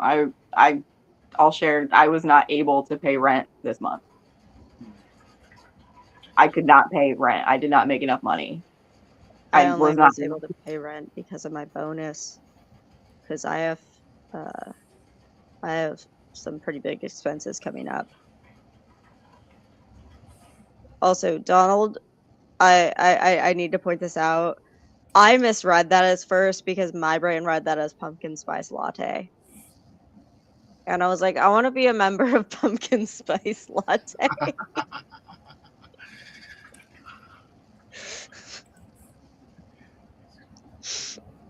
I'm sorry. No, it's fine. It's fine. But anyway, Adrian, you were talking about you were unable to pay rent. I'm sorry. Yeah. Very sorry. And I mean, my sister was able to cover my expenses, but I owe her almost $1,000 right now. You got this. I don't know how, but you got this. Well, since my Twitch ban, my revenue from year to year went down about I made a third of the income I made on Twitch in the last year on Kick. So I lost 2/3 of my income from that Twitch ban. Mm-hmm. That was the fucking stupidest shit ever, too. Pretty fucking stupid. Anyone anyone that I have told about it thinks it's the stupidest fucking thing. Like, and a permanent too, when people are allowed to say literally genocidal things on their streams, and maybe they'll get suspended and then they come right back because they had a larger audience, they create more revenue, and they're usually cis men. Mm-hmm. Yeah. Shocked. Are they normally white too? Oh yeah. Oh no way! I could have added that, but I figured that was they already allow the white men. Isn't it just everyone shocked? They're so oppressed. Yeah, They're exactly. So oppressed. So oppressed. Clearly, the most marginalized group is young white cis het men. Obviously. Very much. Yeah. They can't get dates. I mean, that's oppression. I'm single and I'm doing just fine. Okay, yeah, no, I will say 100% it is the guys who can't get dates because I mean, so my friend I'm who's actually military, give me a girlfriend, Tim Pool. the one that I mentioned earlier who's military. So he's divorced, but one of his coworkers is like hella red pilled, and both of them are pretty short, like around 5'5", because I'm taller than him when I'm in my platforms, and I'm 5'4". So apparently his coworker is like Andrew Tate red pilled and apparently keeps trying to tell him that he needs to wear lifts and he'll get more dates if he's wearing lifts. And my friend's response was, and what do I do if she comes home with me? Do I just live in those lifts now? Because they're gonna notice the height difference when I take off my shoes. Wow. Obviously, the one who suggested that doesn't take girls home very often. Correction, still never had a girlfriend longer than a week, so that doesn't count. I mean, maybe all that red pill advice isn't working out for him. I don't know. Yeah. I don't know. Yeah, I know, especially since my friend's like, bro, I've been married before and you ain't even had a girlfriend. Like, maybe being a raging misogynist isn't the best way to, like, get women to like you. No, it's definitely, the women are definitely still the ones at fault. Oh, okay. Okay. Yeah, obviously. I'm sorry. What was I thinking? I know. I'm a woman, so clearly I wasn't. You know. Yep. You know, I'm out of the kitchen. The brain doesn't function. Just kidding. My entire apartment is my kitchen. Currently not barefoot and pregnant, so forgive me. Yeah, there's no chain keeping me hooked up to the oven. It's just really blatant male, just ego, just misogynist. This is gonna be hard to believe. I can understand that, but I hate a lot of men. Shocker. So does every guy that I know. What's that, Adrian? It's not that hard to believe. Yeah.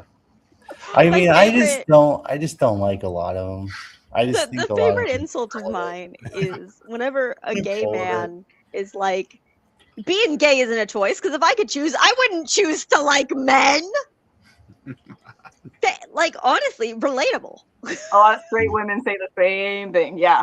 Very like I'm sorry, I did not choose to be interested in dick. Okay, that was just nature, baby. Oh my goodness. Well, folks, I have got about 3 minutes. My kitty cat is staring up at me with anticipation about her dinner. So I have just a little bit longer. Is there anything that we want to wrap up with? Any thoughts about, like, we may have touched on it, but like maybe either what we've been doing since, or maybe what we plan to do or look forward to do in the next year? I was saying in the chat though too, like, I am just really glad that we have remained friends since leaving that organization, and have been supporting each other in various ways whenever we can. I think, like, one of the best things about leaving, I think, is the energy and the time and the mental anguish and those kinds of things that are not present or that I've reclaimed since, leaving there and, putting that energy and time into my own channel and into supporting my friends and comrades and siblings and like the greater, human rights, struggle movements and things like that. I have still a lot of hope in that, similar to the hope that I had, when I was modding for TYT. I was like, why do I do this? Like, I feel like I'm making a difference. I feel like I have a chance to, make sure that people can hear these messages and that, see through like bigotry and stuff. And I still feel like in my own spaces and in these other spaces that I support that I am still kind of on that same mission. It's just sort of without the dead weight of TYT. So I don't know. That's just some thoughts for me. But is there anything y'all want to share around that? I mean, we're friends. I mean, I say it this way: we're friends for life. In terms of me, I think this really brought us together, and I believe in a permanent way. I mean, we don't have to like hang out every day for us to know what everyone's doing and how everyone has been keeping in contact. I mean, I pretty much have most of y'all phone numbers, and I mean, I'm not, I mean, I keep in I mean, I have your contact info, so if I ever need to talk, that it's from me. But yeah, I mean, a lot of us have really moved on to do bigger and better things. I'd say, for all honesty, I think we're all successful now than we were when we were modding for TYT. I know that, like we say in earlier in the stream, we were hoping to get something out of it, like with the pathways to employment, and but I think that I think we're all kind of doing our own thing, and as you say, Fighting Gale, supporting each other and being there for each other, and just kind of giving each other that solidarity that we couldn't get from an organization that we thought we could make a difference. Yeah, and it's sad that I've obviously found later on, but I think it's sad to see that Spectraphonic has had to know that they've passed on. They were such a good stream. I mean, the last time I saw them was I raided into their stream on the Purple site, and they were doing their DJ set, and they were really good as a DJ. And sadly enough, I was able to find out through your TikTok, and it broke my heart because, again, they were a great streamer. They were a great friend, and they will be missed forever. Thank you for saying that, John. I wanted to make sure we mentioned Spectraphonic before we wrap up here, and pay some respect, show some homage, maybe share some memories if anyone has any that they really stick out to them with Spectraphonic, or just any thoughts about our friendship with them, and what if anyone has any sentiments they want to share. I mean, I do remember one time Spectraphonic and we chatted on Discord one-on-one for a couple hours one night. This is before, like, way before we quit modding, and it was funny because we were both drinking, and at one point we actually kind of got into a little argument, but then we like made up and we were like, I love you, and it was kind of a classic like drunk moment, and so that's probably my favorite memory, where I'm just like, I don't even remember what we argued about, but it was just like, I don't know, somehow we got it got heated over something, and then we're like, I love you, and it was wonderful, and like I will miss them deeply as my friend and fellow streamer, amazing DJ, former TYT mod comrade, supporter. So yeah, very sad that we had to say goodbye to Spectraphonic this year. It's very rich and tail hungry, huh? And big thank you for letting everyone know, because I don't know how I would have found out, to be honest. Oh yeah. Yeah, it was yeah, it was through Fighting Gale stream that I found out, and like I say, my heart was immediately broken because it really makes us it makes us know how vulnerable we are, I guess, or how like mortality is. Uh, that when we lose someone, and when we lost what's his name, uh, Oh, Zane. you didn't know, Soul. Yeah, Oh, I'm sorry, We lost Princess. Zane? yeah. Oh, shit, that's right. I had Loco no idea. mentioned that, didn't she? I don't I don't I don't think I knew. Yeah, I remember hearing about it, but it was super brief. But Yeah. yeah. Yeah, he was a TYT members mod, right? Mhm. Mhm. On the main Yeah, show and other and other. because he wasn't Yeah, one he that I wasn't ever part of saw. the yeah, He and he wasn't. didn't join us on the He walkout. wasn't public chat, no. But But he did pop into my stream mhm. a few times after I started streaming.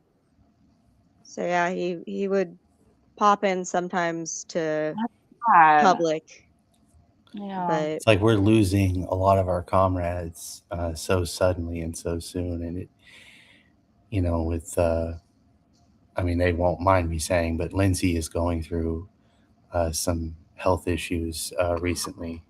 They have kidney failure, and oh, also, yeah, yeah, they just moved from North Carolina to Washington State, and they drove through Kansas City, and we got to hang hopefully out. medical's better there. Yeah, I mean, Love you, I Vitengale. yes, much love, Vidingale. Yeah, Nightingale says, I had to dip out. Fam is home and Kitty's dinner is now. Thank you all for having this conversation with us. John, thank you for hosting. Oh yeah, absolutely. I'm more than happy to do this. I was actually looking forward to this for months. all those times, all those times in university, I was just like, okay, it's 3 years coming up. 3 years. What are we gonna do? But yeah, shout out to Vitingale who really helped push to get this organized and was very vocal about it on her stream. Y'all, please check out Vitingale's stream Yeah. on Twitch and on TikTok. Fuck. And that is Kick. no, she doesn't stream on Twitch. Oh, I thought they were on Kick. She has a Kick and she pops into my stream and mods for me sometimes. But like she streamed on Kick for a week when she was banned on TikTok. Oh, but she currently doesn't have the plugin in OBS to do the multi-streaming from her computer. Why did she get banned on TikTok? It was a temporary suspension. I think they accused her of doing follows for follows or something like that. I don't remember the details. It was kind of a few months ago, I think. But I do want to just plug Vitingale's stream on Twitch and on TikTok Monday through Friday, 5 p.m. Eastern, 2 p.m. Pacific. I'll put that in the edit. Be there, be square. I'm there almost every day that I can make it. Well, every day I can make it, and I'm there almost every day. And yeah, it's a queer leftist dance party. 2S LGBTQIA CAB plus dance space, solidarity space, sharing space, support space, celebration space, and you are missing out if you're not there. Yeah. She's very impressive. Yeah, it's great. It's a lot of fun. Yeah. Queer joy matters, okay? And leftist joy matters, and it matters to take time to celebrate each other and music and share and connect in these really hard times. So Vitingale is a bright spot in our lives, and I really want to sing her praises. Yeah. I always call her, because we always used initials or a first letter. Yeah. Which is why I call Vitengale V, is because when we were talking to each other when we were modding in an Excel spreadsheet, we would enter it in the cell and then sign our little letter. So it'd be, and we'd talk to each other that way too. It's like if Adrian and I were we're both modding, I'd be like, hey, do you see this person? Because they were saying some questionable shit before, but they seem okay now. And Over off so our little side note. Yeah. So Yeah. we got so used to that. So I always called her V, and it always made me think of Sailor V from Sailor Moon. And that just makes me happy because, like, if Nightingale was an anime girl, Nightingale would be a Sailor Scout 100%. I wonder what you call an anime guy. What would I be? Just out of curiosity. And I watch a lot of anime. Well, not a lot of it, but I do. So I don't know. I just now discovered there's an anime me. So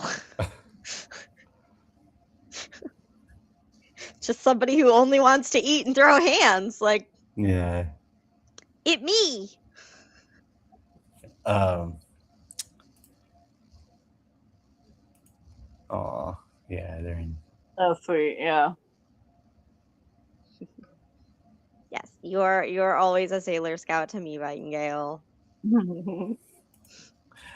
Well, we're approaching the we're at an hour and 50 minutes. So I'm gonna wait till the 2 hour mark hits. So let's just talk amongst ourselves while we're still here.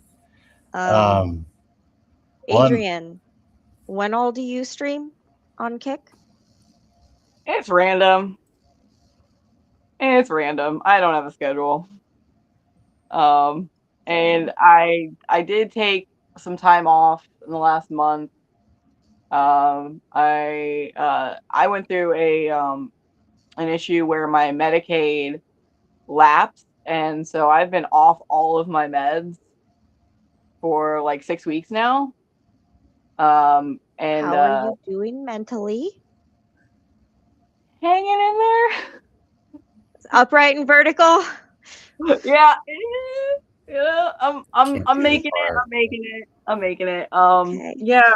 And then it was rough because I also went through a breakup at the same time, and I'm like, well, that's just peachy, you know. Great at this point in time when my chemicals are heavily imbalanced. Really good time for me, yeah. So so I took a little bit of a break from streaming, but I should be getting back to it. I typically will stream in the mornings and afternoons, and then I take a break for Nightingale stream, and then sometimes I come back in the evenings. Sometimes I stream at 3 a.m. You just gotta like have notifications on, or be in my Discord, and you'll get notifications that way. So yeah. You gotta catch them when you catch them, and they're fun. I mean, they're chill. My computer has been down since January, so I have not been doing like React or politics or gaming. All I can really do are like makeup and just chatting and music, and like I also do bikini streams. So on that note, Adrian, and we talked about this, and if Nightingale is still in chat, they were there at the last meeting. I went back to my old PC because I realized that I should have been grateful for what I already had versus what I thought I should have. I can't, stuttering. Sorry, forgive me. I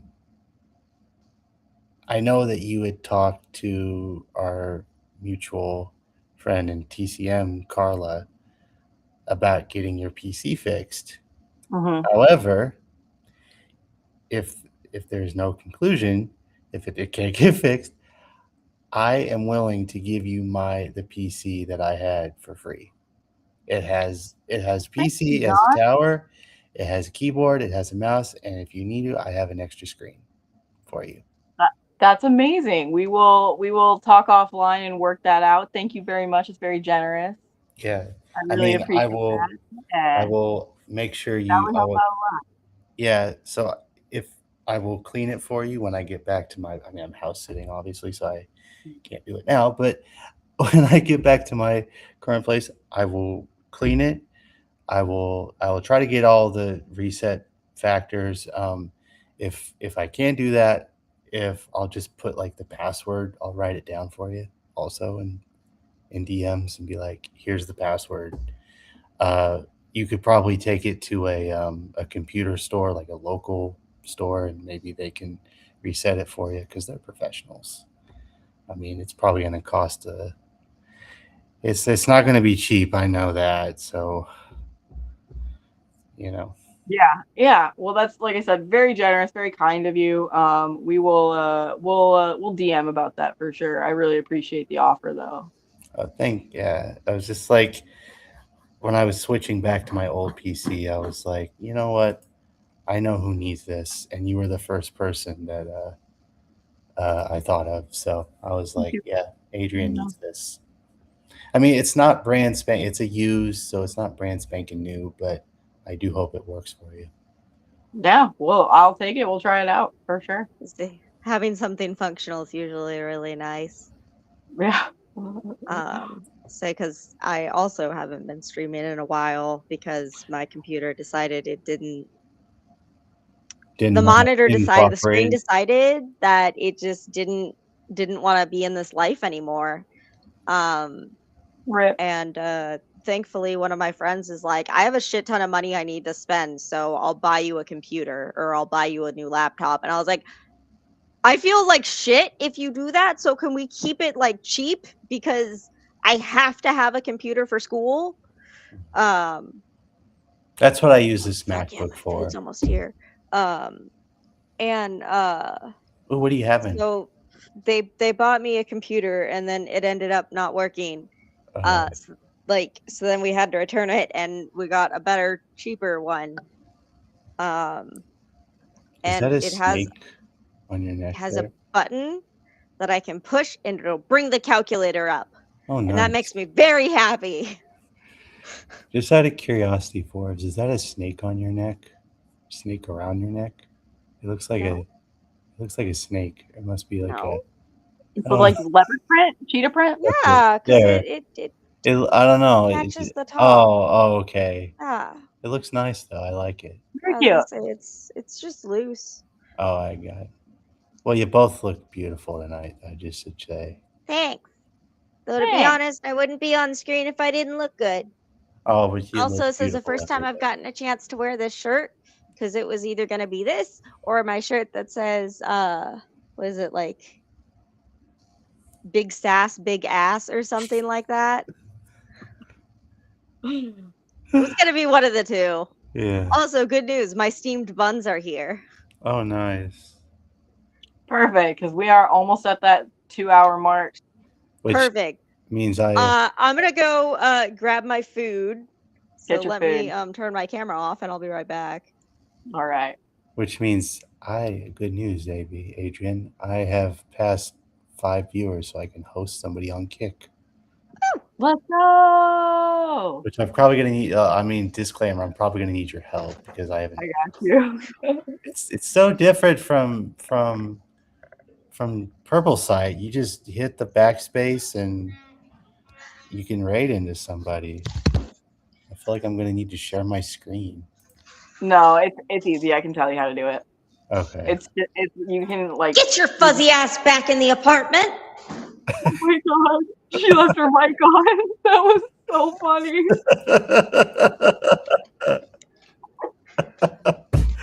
Oh god. Oh. I said I was turning my camera off, not that I was leaving. Sorry, whenever I leave, sometimes Yams tries to walk outside. I could be the voice of God. You would never know. Here's the thing about that, Atticus. I'm growing it back out. But the fact is that I needed to cut it because it was getting hot. Summer. Yeah, it was getting too hot. But no worries. It's hair. It grows back. I'm guarantee you it will take it's not going to take forever, I hope. So it'll definitely grow back and I'll have it long again. Just so no worries, Addie. All right, so we are at that clip. Clip what? My voice of God? That was so funny. Yams was trying to leave the apartment because I always crack the door open because I'm terrified of accidentally closing the door all the way and getting locked out because it's a secure building. So I have to actually go to the front of the building to get my food because they leave it at the door. Okay. So I shared my screen. And And like what's happening? Okay. no, just so I know. Inception. Okay. So you type it in your chat, right? So you go to your chat, Okay. \/ host. Okay. Oh. All right. And then you type we'll figure out who we're gonna host, right? And then Right. you want to make sure you have like your capitalization needs to be correct. So like if it's like, Adrian Vixen, it would be like, Adrian Vixen with 3 X's, by the way, now on Kick. It's Adrian Vixen with 3 X's on. But you'd have to make sure you have a capital A and a capital V. Otherwise it won't go through. Okay.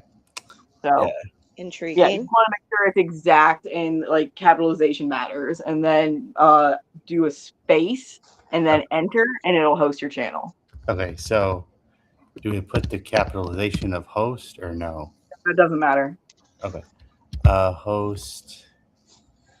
Let's see. I enjoy being able to provide entertainment, especially during times of seriousness, because I am not a serious person. So who should I? Okay, we'll figure it out, like Adrian said. In response to Kat. You do need to be following the streamer to host them. Mm-hmm. I'm trying to see who's online. What are you doing, asshole? Jason Society's online. He's cool. Okay. I don't know if I'm following them, but I'll go do that now. Shout him out, and then we can make that happen, right? Okay. So actually, I'm gonna stop sharing my screen for 1 minute. Yeah. And then I'm gonna go to Kick. Yeah, I'll drop this link in chat. Oh, shoot! No, I don't want to do that. I dropped his link in the Kick chat. Okay. Oh, V said you might want to loosen your Kick AI mod setting too, because it keeps removing all shout out responses. Oh, okay. So I actually took a look at that, and it's not the AI modding from the Kick platform. It's a Botrix mod setting that we need to check out. Oh. So just make a note of that. But yeah, so it's gonna be in your Botrix dashboard. I got you, B-Cat. Okay, so I'm gonna do that. This is also the point of being autistic, is that my brain just sort of I'm trying to click on I'll just copy the link from the YouTube. Brains are overrated. Point taken. Okay. I will give him a follow. Oh, B-Cat. Jason Society is on a temporary ban from Twitch, so he's on Kick right now. Him too? Also, wow. Here are the Chinese spy place steamed buns. Okay, so make sure I can close all the tabs. Okay, also, so I have enough food for the rest of the week, and I'm very excited. So in Restream, Adrian, so could I do /host and then @Jason Society? I don't know if you can do it in Restream or not. Okay, so I'll probably have to go to Kick then. I would do it from your creator dashboard. Gotcha. I don't know if that'll work. You could try it, but I would just. Did you follow him? Yes. Okay. Yes, I did. Okay. Okay, so /host, and then no just Jason Society. Yep. Okay, Jason. Capital J. Oh, capital J. Okay, and then one word. One word, and then Society, which is a capital S. No. Okay. Society. All right. Peanut butter milkshake was the correct way to go. All right. Do we have anything we want to say before? Oh, we're leaving. Bye, Kick. No. Bye, Kick. It's working though. You successfully hosted. All right. So YouTube, Thanks for being here, everybody. Yeah, thanks. I don't think I have anything for YouTube other than I will stream whenever I stream on Twitch. Mostly gaming. Yeah, same. I'm doing the Shivering Isles DLC for the Oblivion Remastered. And yes, I have played Oblivion before, so it's not a first-time reaction. Okay. I'm gonna go eat this motherfucking food because I'm high and I have the munchies. Enjoy your food. Thank you, everyone, for joining us tonight. And thank you so much, John, for hosting. Absolutely. And we will, keep in touch. You can find me on Kick and Discord, and Jonathan Ross on YouTube and Twitch, and Forbes on Twitch, and Vitingale on Twitch and TikTok. And y'all take care. Oh yeah, John streams on Kick too. My bad. Yeah, and I'm on. Yeah. And Blueski and TikTok and Instagram, all the places. Stuff. Yeah, all that stuff. All right, everyone, stay strong out there. We love you. Bye, Smashy. Thanks for dropping over. And yeah, peace out.